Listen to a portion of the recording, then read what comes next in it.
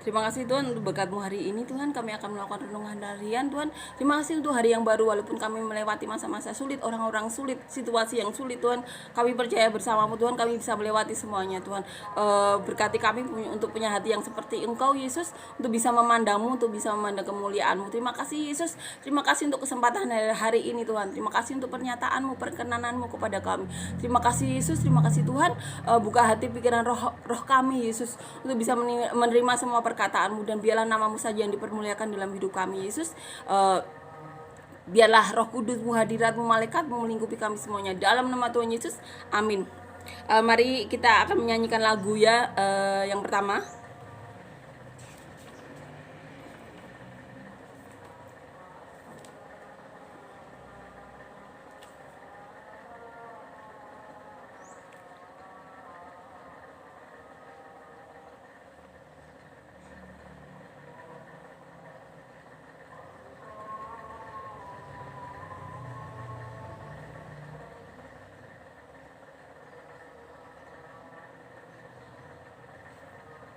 Yesus, Kau telah memulai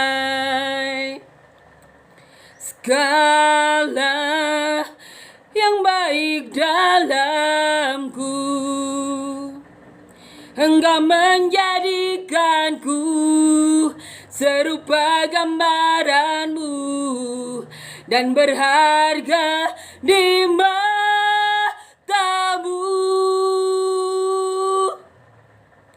Yesus, Kau telah memulai karya yang mulia dalamku. Kau berikan hidup-Mu sebagai ganti dosaku, karena kasih-Mu padaku. Sekarang ku memuji-Mu, Allah yang setia, yang tak pernah meninggalkan perbuatan tangan-Mu. Sekarang ku memuji-Mu, Allah yang mulia, sempurnakan segenap hidupku agar indah bagi-Mu. Amin ya. Ini doa kita ya, agar Tuhan yang setia tidak pernah meninggalkan kita, meninggalkan perbuatan tangannya. Amin ya. Kita akan merenungkan dari Mazmur 27. Kita garis bawahi ayat yang ke-14. Di sini dikatakan, nantikanlah Tuhan, kuatkanlah dan teguhkanlah hatimu. Ya, nantikanlah Tuhan. Kita akan kita akan baca dari ayat yang pertama. Ini kita ambil dari Mazmur 27 ayat 14. Judul perikopnya, aman dalam perlindungan Allah. Tuhan adalah terangku dan keselamatanku. Kepada siapakah aku harus takut? Tuhan adalah benteng hidupku. Terhadap siapakah aku harus gemetar? Ketika penjahat-penjahat menyerang aku untuk memakan dagingku, yakni semua lawanku dan musuhku, mereka sendirilah yang tergelincir dan jatuh. Sekalipun tentara berkemah mengepung aku, tidak takut hatiku. Sekalipun timbul peperangan melawan aku, dalam hal itu pun aku tetap percaya. Satu hal telah kuminta kepada Tuhan, itulah yang kuingini, diam di rumah Tuhan seumur hidupku, menyaksikan kemurahan Tuhan dan menikmati bait-Nya. Sebab Ia melindungi aku dalam pondoknya pada waktu bahaya. Ia menyembunyikan aku dalam persembunyian di kemahnya. Ia mengangkat aku ke atas gunung batu. Maka sekarang tegaklah kepalaku, mengatasi musuhku sekeliling aku. Dalam kemahnya aku mau mempersembahkan korban dengan sorak-sorai. Aku mau menyanyi dan bermazmur bagi Tuhan. Dengarlah Tuhan seruan yang kusampaikan. Kasihanilah aku dan jawablah aku. Hatiku mengikuti firman-Mu. Carilah wajah-Ku, maka wajah-Mu ku cari, ya Tuhan. Janganlah menyembunyikan wajahmu kepadaku. Janganlah menolak hambamu ini dengan murka. Engkaulah pertolonganku. Janganlah membuang aku dan janganlah meninggalkan aku. Ya Allah penyelamatku. Sekalipun ayahku dan ibuku meninggalkan aku, namun Tuhan menyambut aku. Tunjukkanlah jalanmu kepadaku ya Tuhan, dan tuntunlah aku di jalan yang rata. Oleh sebab seteruku janganlah menyerahkan aku kepada nafsu lawanku. Sebab telah bangkit menyerang aku saksi-saksi dusta dan orang-orang yang bernafaskan kelaliman. Sesungguhnya aku percaya akan melihat kebaikan Tuhan di negeri orang-orang yang hidup. Nantikanlah Tuhan, kuatkanlah dan teguhkanlah hatimu. Ya, nantikanlah Tuhan. Amin ya. Di sini judul perikopnya aman dalam perlindungan Allah. Mazmur ditulis oleh Daud. Ini berarti adalah pengalaman Daud bersama Tuhan. Di sini di akhir perikopnya ini yang kita garis bawahi, nantikanlah Tuhan, kuatkanlah dan teguhkanlah hatimu. Ya, nantikanlah Tuhan. Ini sudah pernah dialami oleh Daud, seorang raja yang diurapi pada masa muda, yang mengalahkan Goliat, yang ini ya, yang diserang oleh Saul, tapi Daud menghargai orang-orang yang diurapi atau pernah diurapi Tuhan, sehingga saat berkesempatan untuk membunuh Saul pun Daud tidak melakukannya karena dia menghargai orang-orang yang pernah atau yang diurapi atau pernah diurapi oleh Tuhan, walaupun saat itu urapan Tuhan sudah tidak ada pada Saul, tapi Daud menghargainya. Nah, ini doa ini, pujian ini, mazmur ini ditulis oleh seseorang yang seperti itu, yang bahkan sudah melakukan hal-hal yang manusia lainnya itu bisa dilakukan orang cuma hanya berapa orang di dunia ini. Dan orang tersebut salah satunya Daud menulis ini kepada Tuhan. Daud menantikan Tuhan, dia menguatkan dan meneguhkan hatinya kepada Tuhan. Ya, nantikanlah Tuhan. Karena dia berkata, kuatkanlah dan teguhkanlah hatimu. Berarti kan saat itu Daud juga menguatkan dan meneguhkan hatinya. Makanya Daud bisa berkata seperti itu. Di sini di atasnya kita akan ini ya. Tuhan adalah terangku dan keselamatanku. Kepada siapakah aku harus takut? Jadi Daud itu tidak punya rasa takut ya kepada manusia-manusia di sekitarnya, karena dia tahu Tuhan adalah terangnya dan keselamatan dari Daud. Karena dia tahu Tuhan itu Tuhan pencipta dunia ya, penguasa dunia ini.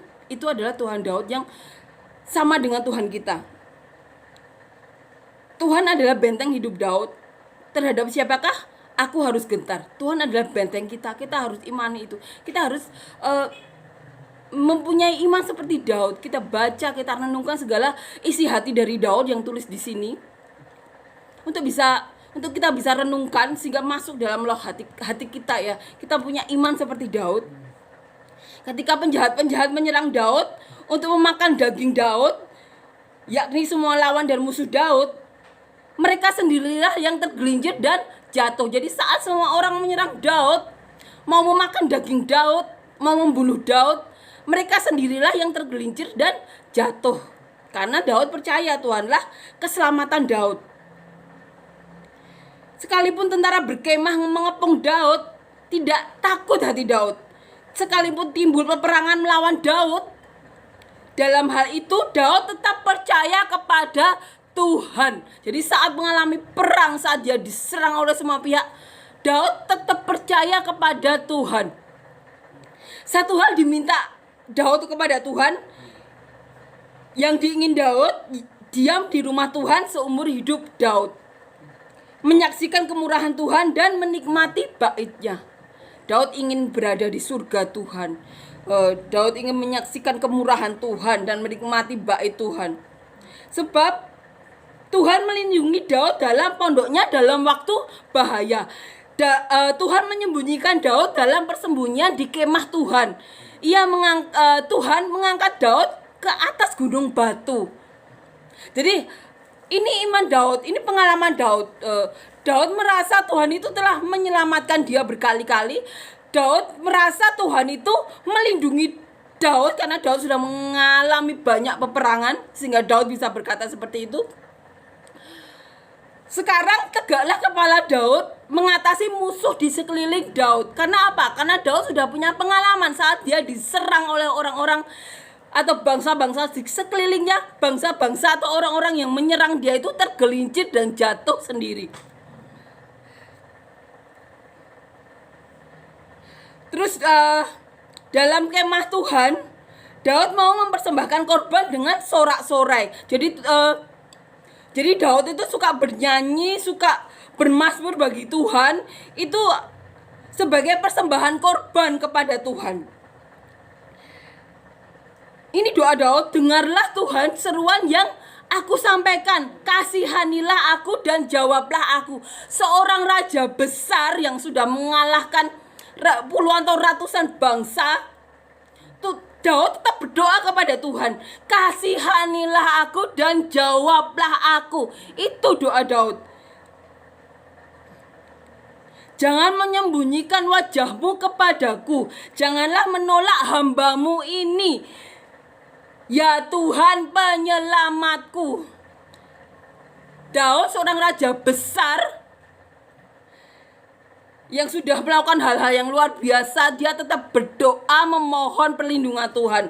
Dia tetap mengakui Tuhan itu penyelamatnya.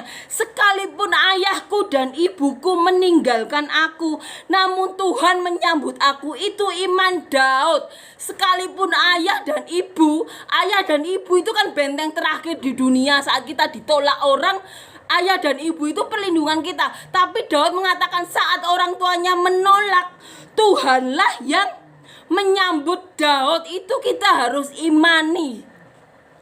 Saat orang terdekat yang seharusnya melindungi kita menyerang kita, bahkan orang tua sendiri, Daud mengajarkan Tuhan akan menyambut kita. Kita harus imani itu. Dan Daud masih berdoa, tunjukkanlah jalanmu kepadaku ya Tuhan, dan tuntunlah aku di jalan yang rata. Itu raja besar, sudah melakukan hal-hal yang besar. Dia tetap mau minta penuntunan Tuhan agar dituntun di jalan yang rata. Dia tetap memohon, meminta pertolongan Tuhan. Jangan menyerahkan aku kepada nafsu lawanku. Jadi Daud tetap berdoa agar Tuhan tidak menyerahkan ke nafsu musuh-musuhnya, keinginan musuh-musuhnya. Kan Daud kan seorang raja, dia banyak penasehat yang belum tentu nasihatnya itu benar. Kebanyakan kan nasihat-nasihat itu untuk kepentingan mereka sendiri. Mereka punya agenda-agenda untuk dirinya atau keluarga mereka sendiri. Dan Daud meminta pertolongan Tuhan agar Tuhan melindungi dia dari nafsu lawan dia. Sebab telah bangkit menyerang aku saksi-saksi dusta. Banyak orang-orang di sekeliling Daud yang bersaksi dusta mengenai Daud, dan Daud memohon Tuhan untuk melindungi dia dari saksi-saksi dusta tersebut. Dan Daud punya iman, dia mengatakan semua lawanku yang menyerang Daud sendiri tergelincir dan jatuh sendiri. Sebab telah bangkit menyerang aku saksi-saksi dusta dan orang-orang yang bernafaskan kelaliman. Jadi Daud di sekeliling orang yang selain punya keinginan nafsu mereka sendiri, punya agenda masing-masing. Orang-orang jahat pun yang kelihatan, yang tidak hanya orang yang punya agenda kan tentu bisa orang yang kelihatan tidak berpura-pura. Ada yang berpura-pura baik karena ada nafsu, tapi ada orang yang benar-benar menampilkan dirinya sebagai orang jahat dan tidak ditutupi dengan sosok baik. Dan Daud tetap berdoa untuk dilindungi dari orang yang bernafasan kelaliman. Sesungguhnya aku percaya akan melihat kebaikan Tuhan. Dan Daud seorang raja besar itu beriman. Dia raja loh, pemimpin negara besar loh, tetap berdoa, sesungguhnya aku percaya akan melihat kebaikan Tuhan di negeri orang-orang yang hidup. Amin. Dan Daud berkata, nantikanlah Tuhan, kuatkanlah dan teguhkanlah hatimu, ya nantikanlah Tuhan. Di sini diajarkan Daud seorang raja besar yang melakukan hal-hal yang besar, dan dia bahkan punya iman. Orang yang menyerang dia itu jatuh dan tergelincir sendiri, tetap berdoa. Dia tetap beriman bahwa Daud percaya akan melihat kebaikan Tuhan, kita harus imani itu. Kita harus percaya bahwa kita akan melihat kebaikan Tuhan. Kita itu harus imani itu. Daud seorang raja, pemilik negeri bangsa yang besar aja tetap berdoa, tetap merendahkan diri kepada Tuhan, tetap memohon Tuhan, dan percaya akan melihat kebaikan Tuhan di negeri orang-orang yang hidup. Dan di sini Daud memberikan imannya, mengajarkan imannya. Nantikanlah Tuhan, kuatkanlah dan teguhkanlah hatimu. Ya, nantikanlah Tuhan. Daud sudah melakukan itu. Daud sudah menguatkan hatinya dan meneguhkan hatinya. Ya, nantikanlah Tuhan. Dan ini tugas kita. Kita memang tidak seperti Daud ya. Tapi kita punya iman seperti Daud. Itu harus kita imani. Setelah kita punya iman, Tuhan bisa melakukan apapun dalam hidup kita. Kita bisa dipakai oleh Tuhan. Kenapa? Karena kita punya iman itu. Jadi modal utama orang Kristen adalah iman. Dan itu diajarkan di Alkitab. Alkitab itu untuk mengajarkan, untuk ini ya, untuk memberitahu, untuk cermin juga. Inilah Alkitab kita. Kalau kita mau punya iman, baca Alkitab. Kita imani, iman. Nabi-nabi, rasul-rasul sebelum kita itu sudah tertulis. Dan di sini Daud sudah meneguhkan dan menguatkan hatinya. Daud sudah menantikan Tuhan. Dan kita akan melakukan seperti itu. Kita percaya kita punya iman Daud. Amin. Ini benar-benar ini ya. Daud benar-benar mengajarkan punya hati seorang hamba, seorang raja besar yang sudah mengalahkan banyak bangsa-bangsa lain, tetap punya iman, mau merendahkan hati, memohon perlindungan Tuhan. Daud tetap percaya, aku percaya akan melihat kebaikan Tuhan. Padahal dia itu mengendalikan hidup jutaan orang loh, tapi dia tetap memohon kebaikan kepada Tuhan. Padahal Daud itu benar-benar punya power mengendalikan hidup orang-orang, tapi tetap merendahkan hatinya, memohon kepada Tuhan. Dan dia percaya itu, dia akan melihat kebaikan Tuhan di negeri orang-orang yang hidup. Sekali lagi, nantikanlah Tuhan, kuatkan dan teguhkanlah hatimu. Kuatkan dan teguhkanlah hati kita semua. Ya, nantikanlah Tuhan. Amin. Kita mengimani kata-kata iman Daud ini ya. Kita percaya itu. Kita akan belajar dari Daud untuk punya iman seperti Daud. Karena dengan kita punya iman, Tuhan tuh bisa bekerja. Modalnya apa? Modalnya iman. Kalau kalian mau Tuhan bekerja dalam hidup kalian, punyai iman. Itu yang diajarkan Tuhan. Pondasi orang Kristen tuh bisa dipakai Tuhan itu iman. Amin ya. Amin. Terima kasih Tuhan untuk perkataan Tuhan hari ini ya. Kita akan menyanyikan lagu yang kedua. Luar biasa ya, iman dari Daud.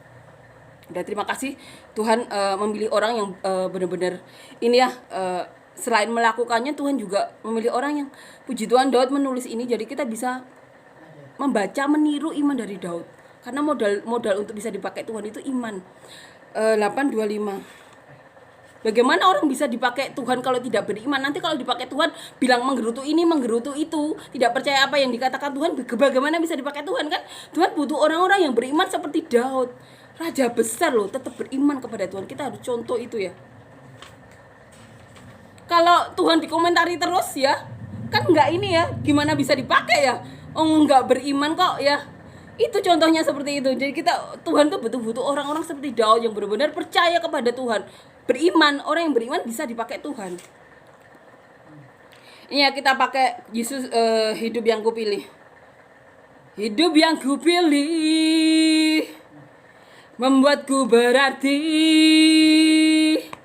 Karena Yesus Tuhan, tempatku percaya dan berharap.